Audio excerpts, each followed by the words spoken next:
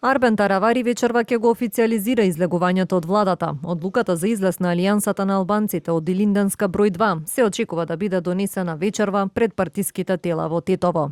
Според информациите на телевизија 24, на маса е опција Таравари да побара од неговите министри и заменици, начело со него како министер за здравство, да си поднесат оставки.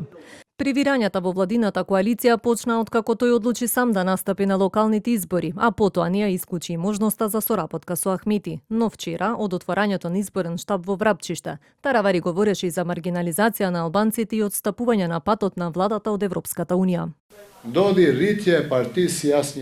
Владата некако го изгуби патот кон Европската унија. Гледате, ситуацијата во државната администрација има извонредна маргинализација и тенденција албанците да бидат маргинализирани.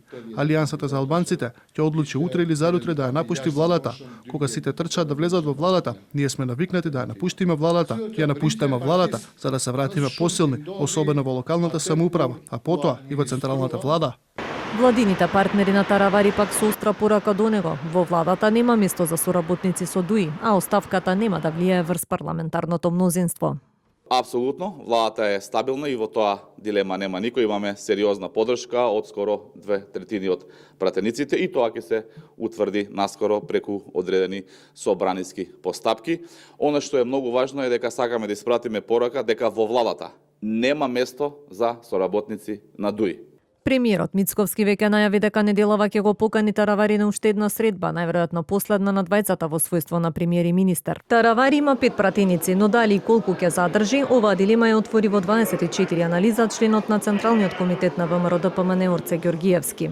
Неофицијално во собранието се прават напори за превземање на пратеници и од власта и од опозицијата во албанскиот блок. Она што е известно е дека Министерското столче за здравство останува празно и на него ќе треба да седне нов министер. Ова е втор пат Таравари да замине од функцијата прв човек на здравствениот систем, откако и во 2017 година по само 3 месеци раководење се кандидираше за градоначалник на Гостивар. За Таравари, како што каже и самиот, поважно било да добие повеќе градоначалнички места отколку 2 министерски во владата.